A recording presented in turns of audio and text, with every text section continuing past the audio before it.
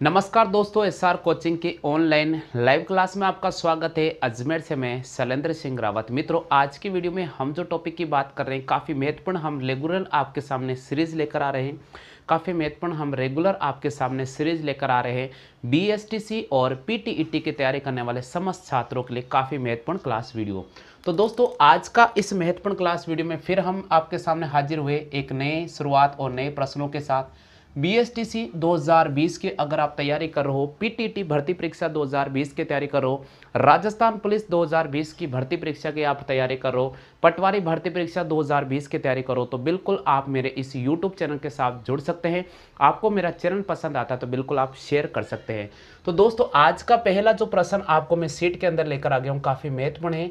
जैसा कि पहला प्रश्न आपको स्क्रीन पर लिखा जा रहा है, सीट में पहला प्रश्न दे रखा है, किसी भी कोड भाषा के अंदर जयपुर को, किसी भी कोड भाषा के अंदर, किसी भी कोड भाषा के अंदर, किसी भी कोड भाषा में जयपुर को, किसी भी कोड भाषा में जयपुर को IFKR, जयपुर को IFKRZ, IFKRZ क्यों लिखा जाता है, क्यों लिखा जाता है, लिखा जाता है। देखिए, प्रश्न का लैंग्वेज काफी है। किसी भी कोड भाषा में जयपुर को IFKRZ क्यों लिखा जाता है, तो आपसे ये प्रश्न पूछा जा रहा है। तो बताओ, तो बताओ अजमेर को क्या लिखा जाएगा, तो बताओ अजमेर को क्या लिखा जाएगा,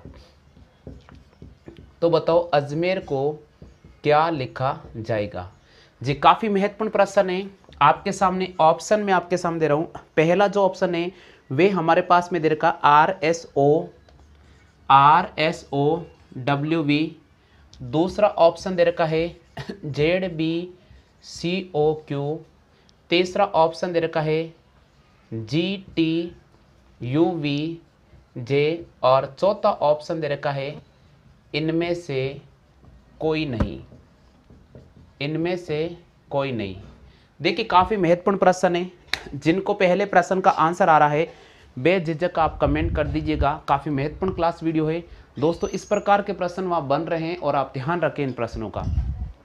देखिए, प्रश्न का जो लैंग्वेज है उसको आप पकड़ना सीखें। किसी भी कोड भाषा में जयपुर को IFKRZ क्यों लिखा जाता है, तो आपसे पूछा जा रहा है अजमेर को क्या लिखा जाएगा। सबसे पहले इस प्रश्न का एक पर्टिकुलर कोड तैयार कर लीजिएगा। सबसे पहले आपको कभी भी एग्जाम में ऐसा प्रश्न आता है, आपको ABCD याद होना बहुत ज़रूरी है। तो ये मैंने ABCD लिख रहा हूँ, ABCDEFGHIJKL और M। देखो, आपको ABCD लिखना है A से लेकर M तक। उसके बाद आपको लिखना है NOPQRSTUVWXY और Z। हमें जो दे रखा उसको लिखना है। हमें दे रखा है जयपुर, तो यहाँ लिखा मैंने जयपुर। देखिए, सब कुछ अभी क्लियर होने वाला है। यहाँ लिखा मैंने जयपुर और जयपुर के बाद लिखा गया है आपको IF, तो यहाँ लिखा मैंने I, उसके बाद लिखा मैंने F, उसके बाद मैंने लिखा है K, फिर लिखा मैंने R और Z और Q। देखिए साथियों, जयपुर को आप इस प्रकार, एक बार तो आप कोड को नीचे लिख दो और एक बार आप यहाँ पर सामने लिख दो। तो IFKRZ। इससे क्या होगा कि पैटर्न पकड़ने में आपको कभी कोई दिक्कत का सामना नहीं करना पड़ेगा। साथियों, सबसे पहले देखो भाई, यहाँ पर J है और यहाँ पर I है। अगर मैं यहाँ पर J और I का पैटर्न देखता हूँ तो J से एक कदम पहले I आता है, यानी -1 गया है। लेकिन अब A से F गया है, तो A से F तो +1 जा रहा है। इसका मतलब प्लस का 1 2 3 4 5 यानी प्लस के 5 कदम आगे जा रहा है। तो अब अपन को -1 और प्लस के 5 वाला पैटर्न बिल्कुल भी यूज नहीं करना है। अब हमें रिवर्स पैटर्न यूज करना पड़ेगा। रिवर्स पैटर्न क्या कहता है कि आप देखो यहां पर क्या नजर आ रहा है भाई, जे नजर आ रहा है और यहां पर आई नजर आ रहा है। इसी प्रकार अंतिम सिरे से देखो यहां पर आर है और आर के जस्ट सामने आई निवास करता है। देखो भाई इधर देखो आप, आर के जस्ट सामने आई निवास करता है या नहीं करता है? बिल्कुल करता है। तो अपन इस पैटर्न का जनरली यूज यहां कर सकते हैं। इसी प्रकार देखो यू के जस्ट सामने एफ निवास करता है। बिल्कुल आप चेक करो, यू के जस्ट सामने एफ निवास करता ना। अब आप इसी पैटर्न से इसका पैटर्न पकड़ लीजिएगा। जस्ट सामने के नजर आ रहा है, आ रहा नहीं आ रहा है? देखो भाई पी के सामने के नजर आ रहा है, इसका मतलब विपरीत क्रम आ गया। इसी प्रकार आई के सामने आर नजर आ रहा है, ए के सामने जेड नजर आ रहा है और जे के सामने क्यू नजर आ रहा है। तो इसको अपन बोलते हैं विपरीत आमने सामने का पैटर्न। हमें पूछा है अजमेर का कोड क्या होगा, तो हम अब अजमेर का कोड चयन करेंगे। तो यहाँ लिखा मैंने अजमेर। अब अपन अजमेर का कोड चयन करना जा रहे हैं। ए के सामने कौन नजर आता है? ए के सामने जेड नजर आता है। कौन नजर आता है? जेड। तो लेकिन हमें उल्टा चलना पड़ेगा। कौन चलना? हमें उल्टा चलना पड़ेगा। तो हम सबसे पहले आर के सामने कौन नजर आता है? तो यहाँ पर आर के सामने आई नजर आता है, तो यहाँ मैंने आई लिखूंगा, ठीक है, क्योंकि यहाँ देखिए उल्टा क्रम में चल रहा है पीछे से चल रहा है ना, इसलिए पीछे से चल रहा। विशेषकर ध्यान रखिए। तो आर के सामने आई आ गया है, तो यहाँ से ए के सामने, यहाँ पीछे से चल रहा है तो पीछे से पहले आगे आएगा, तो आर के सामने आई आ जाएगा। बिल्कुल हमें आर के सामने आई लेना पड़ेगा। यहाँ पर आपको आमने सामने वाला पैटर्न है। अब ई के सामने कौन आता है? ई के सामने वी आता है, तो यहाँ वी आ जाएगा। एम के सामने एन आएगा, तो यहाँ एन अपन लिखेंगे। फिर हमारे पास जे के सामने क्यू आएगा, तो हम यहाँ क्यू लिखेंगे और ए के सामने जेड है, तो हम यहाँ जेड लिखेंगे। आगे सभी को समझ में? जल्दी से कॉपी कर लीजिएगा। तो इसका पैटर्न होगा आई वी एन क्यू जेड। तो हमारे पास ऑप्शन में नहीं है, इसलिए हम यहाँ पर डी ऑप्शन को राइट करेंगे। जी जल्दी से कॉपी कर लीजिएगा भाई। बिल्कुल यहाँ पर आपको स्क्रीन पे प्रश्न संख्या 2 नज़र आ रहा है साथियों। हम प्रश्न संख्या 2 को देखेंगे और उसके बाद इन प्रश्नों को कैसे हल करते हैं ये मैं आपको एक आसान तरीका बताऊंगा। जैसा कि प्रश्न संख्या 2 दे रखा है 386, 752, 961, 573 और 839। ये दे रखा अपन को 839। आपको क्या दे रखा? आपको दे रखा है कि प्रत्येक संख्या के दूसरे व तीसरे अंक को बदल दिया जाए। यानी आपको जो संख्या दे रखी है उस प्रत्येक संख्या के दूसरे और तीसरे अंक को बदल दिया जाए। तो फिर आपसे पूछ रहा है सबसे बड़ी संख्या और सबसे छोटी संख्या का अंतर कितना होगा। साथियों अगर एग्जाम में ये प्रश्न आता तो कैसे हल करेंगे? सबसे पहले हमें जो नंबर दे रखा उसको मैं लिख देता हूँ। यहाँ नंबर दे रखा 386, उसके बाद दे रखा है 752, फिर दे रखा है 961, 573 और 839। ये आपको नंबर दे रखा है, ठीक है, ये आपको नंबर दे रखा है। देखिए प्रश्न का लैंग्वेज है कि प्रत्येक संख्या के दूसरे व तीसरे अंक को बदल दिया जाए। इसका मतलब पहला अंक ऐसा ही रहेगा और दूसरे और तीसरे अंक को बदलेंगे तो ये तो आगे आ जाएगा और ये पीछे चला जाएगा। तो इसको मैं ऐसे लिखूंगा 368। इसी प्रकार इसको लिखूंगा 725, इसको लिखूंगा 916, इसको लिखूंगा 537 और इसको लिखूंगा 893। अब प्रश्न क्या बोल रहा है? प्रश्न ये बोल रहा है कि प्रत्येक संख्या के दूसरे व तीसरे अंक को बदल दिया जाए तो सबसे बड़ी संख्या व सबसे छोटी संख्या का अंतर क्या होगा। देखो सबसे बड़ी संख्या और सबसे छोटी संख्या का अंतर क्या होगा भाई। अब बदलने के बाद ये जो मैं आपको ब्रैकेट में ले रहा हूं ये संख्या आपको नजर आ रही है। इनमें देखो देखिए सबसे बड़ा मान कौन सा? 368, 725, 916, 537, 893। तो सबसे बड़ी संख्या 916 और सबसे छोटी संख्या है 368। इनका अंतर ज्ञात करना है तो 916 में से 368 को माइनस करेंगे। 16 में से 8 गया, 8 बचेगा या 0 बचेगा, हासिल लेंगे। 10 में से 6 गया, 4 बचेगा या 8 में से 3 गया तो 5 बचेगा। 548 को राइट करना पड़ेगा, यानी हमें बी ऑप्शन को राइट करना पड़ेगा। आगे समझ में? जल्दी से कॉपी कर लीजिएगा। बहुत ही महत्वपूर्ण प्रश्न है। एग्जाम में ऐसे प्रश्न आए तो थोड़ा ध्यान रखना, धैर्य का इस्तेमाल करना और सब कुछ आपको क्लियर हो जाएगा। हाँ भाई, तीसरा प्रश्न आपको स्क्रीन पे नजर आ रहा है। तीसरे प्रश्न को आप गौर से देखिएगा। बीएसटीसी, पीटीईटी, राजस्थान पुलिस, पटवारी भर्ती परीक्षा की तैयारी करने वाले सभी छात्रों के लिए बहुत ही महत्वपूर्ण मैं आपके सामने अभ्यास मॉडल सेट नंबर लेकर आ गया हूँ। काफ़ी महत्वपूर्ण है, आप एक बार इन प्रश्नों को देख के हल करने की कोशिश करें। देखो यहाँ दे रखा 50, 31, 9, उसके बाद दे रखा 42, 21 और 7, फिर दे रखा 43, 11 और प्रश्नवाचक चिन्ह। साथियों, अगर एग्जाम में ये प्रश्न बनता भी है तो हम इस प्रश्न को कैसे हल करेंगे, मैं आपके सामने एक आसान सा पैटर्न लेकर आ रहा हूं और फिर इस पैटर्न से आप बहुत ही अच्छी तरह से हल कर सकते हो। जैसा कि यहाँ पर आपको नजर आ रहा है 50 और यहाँ 31 नजर आ रहा है, यहाँ छोटी संख्या नजर आ रही है। तो छोटा मान है, यहाँ पर छोटा मान है या बड़ा मान है, तो मित्रों छोटा मान है। तो ऐसे प्रश्नों को हल करने का तरीका है कि या तो हम इन बड़ी संख्याओं को जोड़े, तो हम बड़ी संख्याओं को जोड़ते हैं, 50 और 31 को जोड़ते हैं तो हमारे पास में 81 आता है।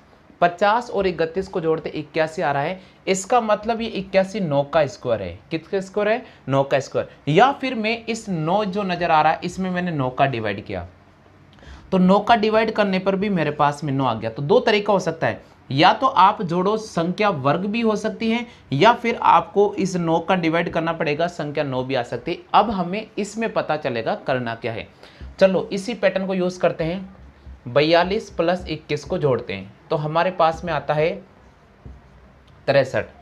अब 63 है, यहाँ 7 नजर आ रहा है, तो इस 63 में हम 9 का डिवाइड करेंगे तो हमारे पास में 7 नजर आ गया। इसका मतलब इस पैटर्न हमें जो एक नया पैटर्न मिलता है वे पैटर्न क्या है कि दोनों बड़ी संख्याओं को जोड़ो और फिर 9 का डिवाइड करो। तो हमारे पास जो पैटर्न आएगा वे पैटर्न क्या होगा, अब मैं आपको बिल्कुल तरीके समझा रहा हूं। ठीक है, हमारे पास जो पैटर्न मिला वही पैटर्न मिला है 50 और 31 को जोड़ना है और 9 का डिवाइड करना है। तो हमारे पास में आ गया है 81 में 9 का डिवाइड किया, हमारे पास में 9 आ गया है। इसी प्रकार हम यहाँ पर 42 और 21 को जोड़ेंगे और 9 का डिवाइड करेंगे। तो 42 और 21 को जोड़ने पर 63 आता है, 9 का भाग दिया, ये 7 हमारे पास नजर आ गया है, तो यहाँ पर नजर आ रहा है। इसी प्रकार हम क्या करेंगे, 43 और 11 को जोड़ेंगे और 9 का डिवाइड करेंगे। तो 43 और 11 को जोड़ते हमारे पास में आता 54 और इसमें 9 का भाग देंगे, हमारे पास में आता 6। तो हम ऑप्शन ए को राइट करेंगे, यानी इस प्रश्न का जो सही ऑप्शन होगा वे हमें ए ऑप्शन को राइट करना पड़ेगा। आगे सभी को समझ में, जल्दी से कॉपी कर लीजिएगा, बहुत महत्वपूर्ण है। देखो साथ के साथ नोट्स बनाते चले, बहुत महत्वपूर्ण है। इसी प्रकार के प्रश्न वहाँ लगने की संभावना बढ़ेगी। आप अपने खुद के स्तर पर नोट्स तैयार कर ले जी। स्क्रीन पे नजर आ रहा 50 और 31 को हमने जोड़ा है, 9 का भाग दिया है तो 9 मिला है। 42 और 21 को हमने जोड़ा है, 9 का भाग दिया है तो हमें 7 मिला है। इसी प्रकार हम यहाँ पर 43 और 11 को जोड़ रहे हैं और 9 का भाग दे रहे हैं तो हमारे पास 6 प्राप्त हो गया है। आगे सभी को समझ में। अब मैं आपके सामने चौथा प्रश्न हल कराने जा रहा हूँ। अगला जो प्रश्न दे रखा है, आप अगले प्रश्न की तरफ फोकस कर लीजिएगा। चौथा प्रश्न आपको स्क्रीन पे नजर आ रहा है। चौथा प्रश्न दे रखा है, यहाँ बी है, फिर डी है, फिर एल है और यहाँ दे रखा आपको 5 है। ठीक है, इसी प्रकार यहाँ दे रखा सी, फिर आई, फिर पी और प्रश्नवाचक चिन्ह है। आपको ऑप्शन दे रखा है 11, बी ऑप्शन दे रखा है 12, सी ऑप्शन दे रखा है 10 और डी ऑप्शन दे रखा 13। एक सही प्रश्न का एक सही आंसर आपको बिल्कुल चयन करना पड़ेगा। कभी भी बीएसटीसी, राजस्थान पुलिस, पटवार या कोई भी भर्ती परीक्षा अगर आप देने जाते हो, आप जल्दीबाजी बिल्कुल नहीं करें। और प्रश्न संख्या 4 काफी महत्वपूर्ण प्रश्न है। सबसे पहले आपको दे रखा बी, डी, एल और उसके बाद 9 नजर आ रहा है। यहाँ दे रखा सी, आई, पी और फिर प्रश्नवाचक चिन्ह दे रखा। चलिए मित्रों, अब अपन इस प्रश्न को हल करते हैं। हालांकि ऑप्शन आपको नजर आ रहा है 11, दूसरा ऑप्शन है 12, तीसरा ऑप्शन है 10 और चौथा ऑप्शन है 13। बिल्कुल आपको अगर ये प्रश्न का आंसर आ तो बेझिझक आप कमेंट कर दीजिएगा। बहुत ही महत्वपूर्ण प्रश्न है, आपको सीधा कमेंट करना होगा जी। बहुत ही महत्वपूर्ण है। चौथा प्रश्न आप ध्यानपूर्वक देखें, अभी मैं आपके सामने पैटर्न बताऊंगा। सबसे पहले आप कॉपी कर लीजिएगा। चौथा प्रश्न स्क्रीन पर दे रखा है बी, फिर डी, फिर एल और फिर दे रखा है 9। इसी प्रकार सी, आई, पी और फिर दे रखा है प्रश्नवाचक चिन्ह। चलिए साथियों, हम शुरू करते हैं इस प्रश्न को कि हल कैसे करना है। देखो हल करने का बहुत आसान मैं तरीका बता रहा हूँ, कैसे हल करेंगे बहुत कुछ क्लियर हो जाएगा। देखो भाई, यहाँ पर बी दे रखा है, फिर डी, फिर एल और 9 दे रखा है। तो हम सबसे पहले लिखेंगे बी, बी से आगे बढ़ेंगे, यहाँ आ जाएगा डी, डी से नीचे आ रहा है एल और एल के बाद यहाँ नजर आ रहा है 9। देखिए भाई, अगर यहाँ पर बी का नंबर देखता हूँ तो बी का नंबर आता है 2 और डी का नंबर आता है 4 और एल का जो नंबर आता है वे 12 आता है। अभी सब कुछ क्लियर हो जाएगा, ठीक है। इसी प्रकार यहाँ दे रखा सी, फिर दे रखा आई, फिर दे रखा पी।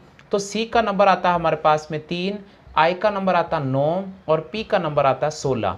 ये भी आप विशेष कर लिख दिया मैंने। अब देखिए पैटर्न पकड़ना, मैं तरीका बता रहा हूँ भाई। देखो यहाँ पर 2 से 4 आ गया, 4 से 12 हुआ, तो ये भी पैटर्न हो सकता है कि मैं 2 को 2 से गुणा करता हूँ तो मेरे पास 4 आता है, और 4 को मैं 3 से गुणा करता हूँ तो मेरे पास 12 आता है। इसी प्रकार लेकिन यहाँ पर 3 को 3 से गुणा करता हूँ तो मेरे पास 9 आता है, तो 9 को मैं 4 से गुणा करूंगा 36 आना चाहिए, जबकि तो यहाँ पर 16 आ रहा है। इसका मतलब ये गुणा वाला पैटर्न तो लागू नहीं हो रहा है। अब हमें स्क्वायर पैटर्न यूज करना पड़ेगा। देखो 2 का स्क्वायर अगर मैं करता हूँ तो मेरे पास 4 नजर आता है, 2 का स्क्वायर में करता हूं तो 4 नजर आता है। इसी प्रकार यहां देखो साथियों 3 का स्क्वायर अगर मैं करता हूं तो मेरे पास 9 नजर आता है। चलो भाई यहां पर 12 है और यहां पर 9 है। इसका मतलब L अगर मैं 12 का स्क्वायर करूं तो 12 का स्क्वायर मेरे पास होता है 144। कितना होता है? 144। अब इनको जोड़ेंगे, 4 और 4 8, 8 और 1 कितना हो गया? 9। तो ये हमारे पास में आंसर मिल गया है 9। मिल गया ना। इसी पैटर्न को अगर मध्य नजर रखते हुए मैं 16 का स्क्वायर करता हूं तो 16 का स्क्वायर होता 256।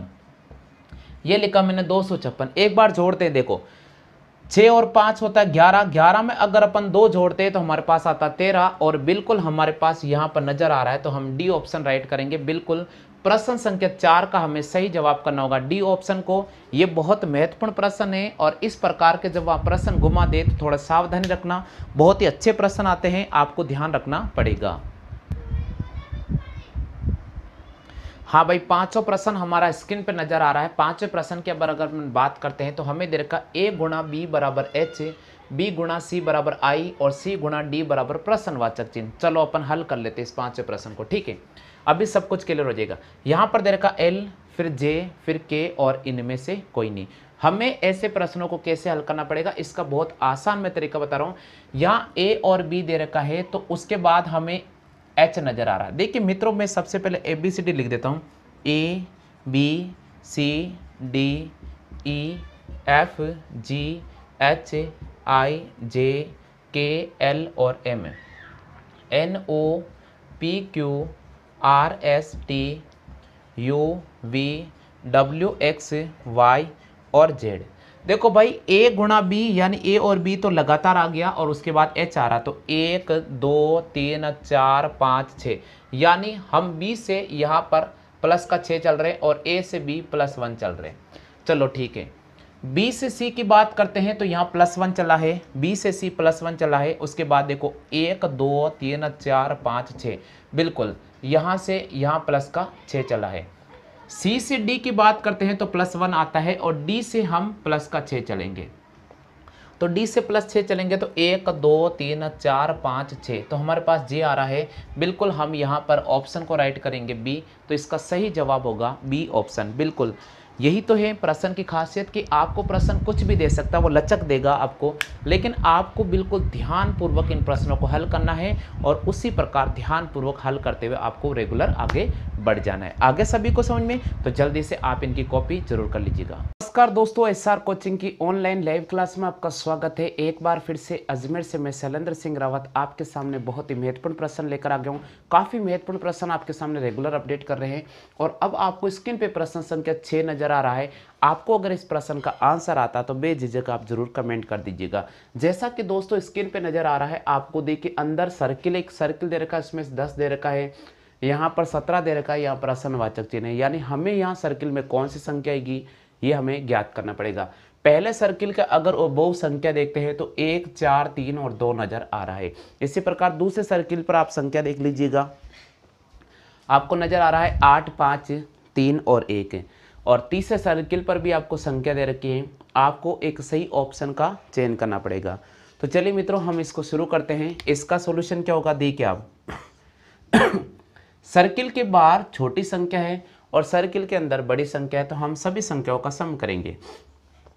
तो 2 + 1 + 4 + 3 बराबर मेरे पास आ गया 10। 4 और 3 7, 7 और 8 8 और 2 10, यानी पहला हमारे पास क्लियर हो चुका है। चलिए हम आगे बढ़ते हैं इसके अकॉर्डिंग। 1 + 8 + 5 + 3 8 और 1 हो गया 9, 9 और 5 14, 14 और 3 17। इसका मतलब दूसरा क्लियर हो गया। इसी प्रकार तीसरे का निकालेंगे, 9 प्लस 6 प्लस 4 प्लस 1, 9 और 6 15, 15 और 5 20।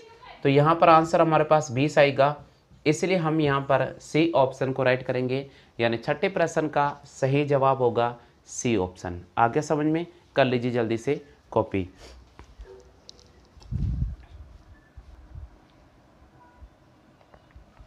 चलो भैया, अगला सातवां प्रश्न आपको स्क्रीन पे नज़र आ रहा है। सातवें प्रश्न का हम जवाब करते हैं कि आंसर क्या रहेगा।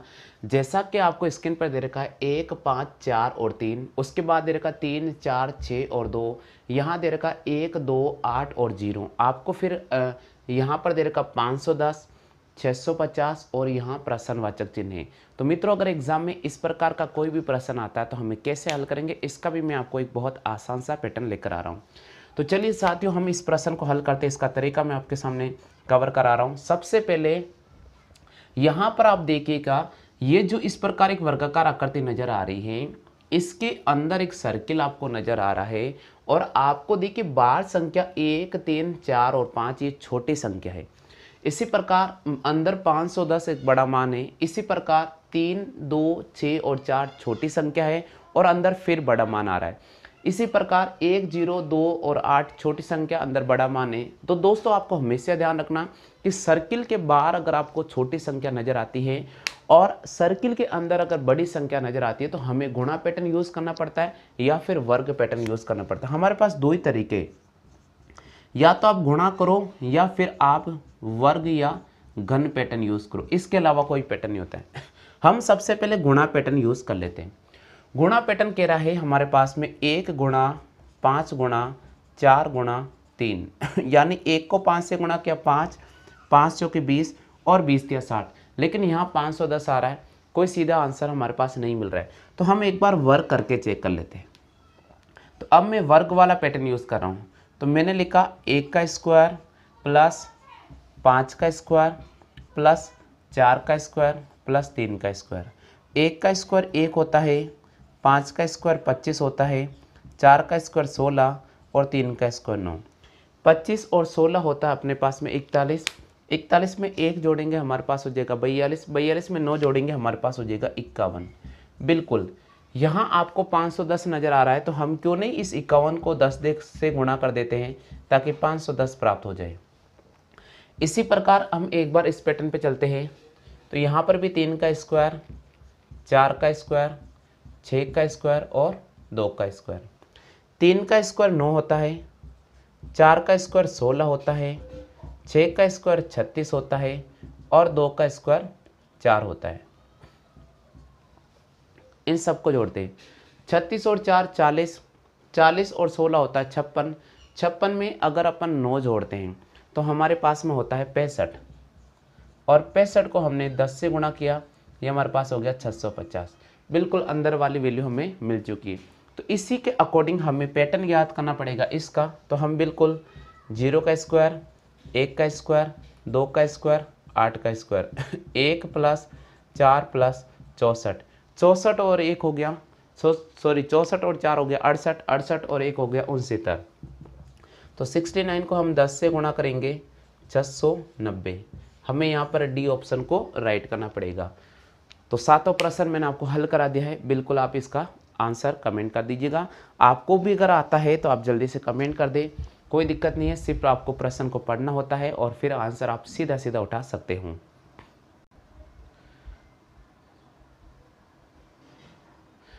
हाँ भैया, 8वां प्रश्न आपको स्क्रीन पे नजर आ रहा है। बिल्कुल आप इनका सही आंसर कमेंट कर दीजिएगा। 8वां प्रश्न बिल्कुल आपको स्क्रीन पे नजर आ रहा है, बहुत ही महत्वपूर्ण प्रश्न है।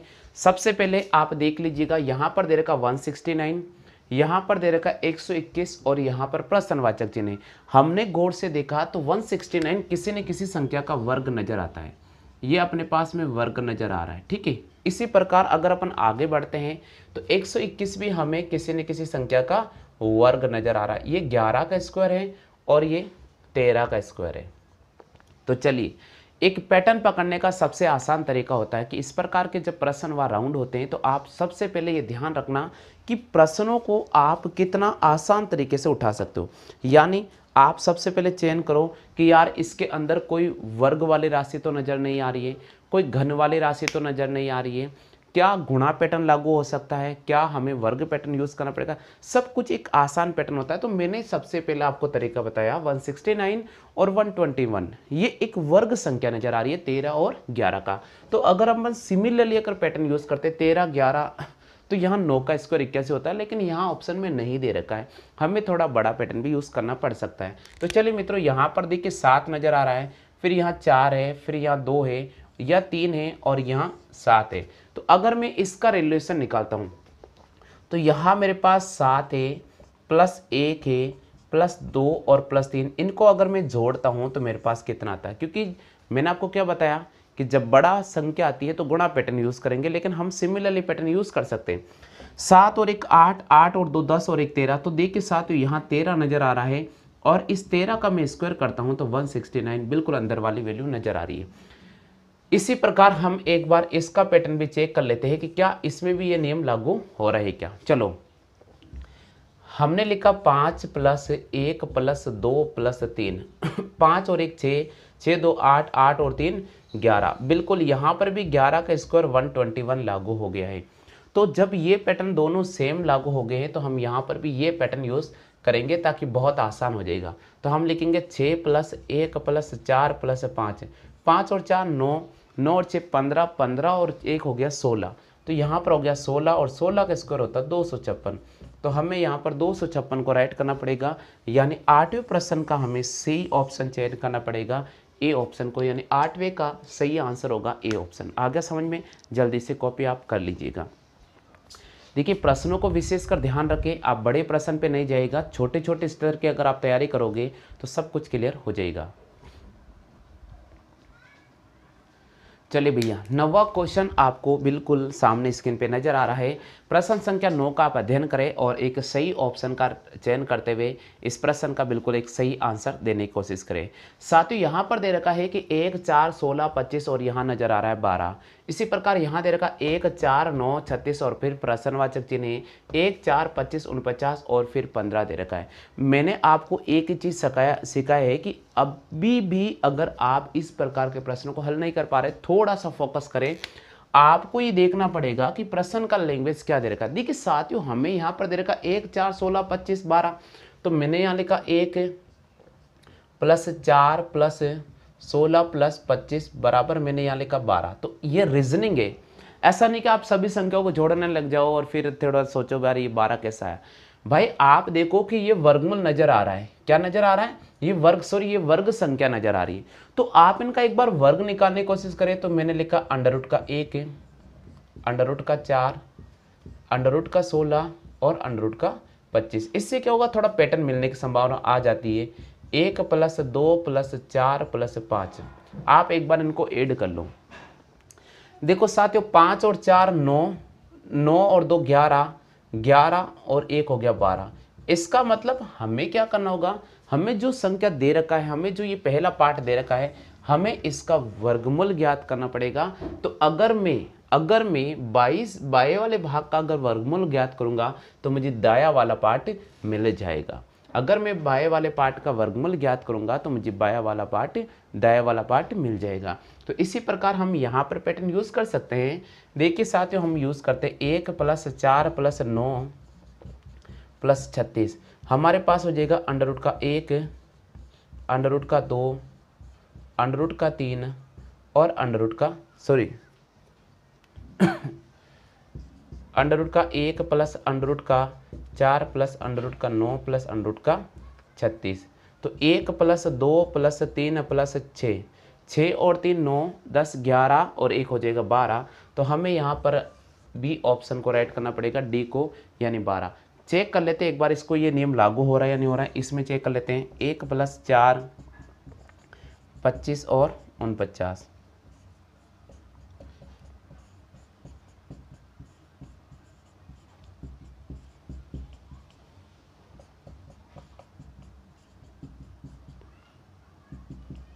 बिल्कुल आगे समझ में, कर लो जल्दी से कॉपी। इसलिए मैं कह रहा हूँ कि आप सदैव प्रश्नों को पढ़ें, उसके बाद आप प्रश्नों को हल करने की कोशिश करें, सब कुछ क्लियर हो जाएगा। हाँ भाई, अगला प्रश्न आपको जो नज़र आ रहा है स्क्रीन पर, आप इसे देख लीजिएगा, बहुत महत्वपूर्ण प्रश्न है। प्रश्न संख्या 10। देखो यहाँ दे रखा है 1 2 3 5 और यहाँ नज़र आ रहा है 13। चलो ठीक है, 2 4 5 6 और प्रश्नवाचक चिन्ह, फिर दे रखा 1 3 5 4 और फिर दे रखा 17। तो सबसे पहले आपको ऐसे प्रश्नों को हल करने के लिए एक पर्टिकुलर पैटर्न ढूंढना पड़ेगा। तो मित्रों, हम सबसे पहले यहाँ जो संख्या दे रखी 1 + 2 + 3 + 5 = 13, हम सबसे पहले क्या करेंगे, ये जो संख्या है इसका पैटर्न ढूंढेंगे। भाई अगर आपको इस प्रश्न का आंसर आ रहा है तो आप बेझिझक कमेंट कर दीजिएगा जी। स्क्रीन पर प्रश्न दे रखा है 1 2 3 5 और 13, बिल्कुल 1 2 3 5। देखिए हाँ, अगर हम जोड़ते हैं इनको तो 1 और 2 3 3 3 6 6 और 5 हो गया अपने पास कितना 11, लेकिन वहाँ 13 आ रहा है। मान लीजिए 11 में हमने 2 जोड़ दिया 13 आ गया। चलो एक बार इसको चेक कर लेते हैं। इनका जो सम आ रहा है, इनका जो जोड़ आ रहा है वो आ रहा है अपने पास में 11। अगर मैं 11 में 2 जोड़ दूँ तो मेरे पास 13 आ जाता है। चलो एक बार इसका पैटर्न उठा लेते हैं। 1 + 3 + 5 + 4, इनका जोड़ करते हैं अपन। 3 और 1 4, 4 और 4 8, 8 और 5 मेरे पास आता है 13। तो यहाँ पर आ रहा 13। तो 13 में मैंने 4 जोड़ा तो यहाँ पर मेरे पास आ गया कितना 17।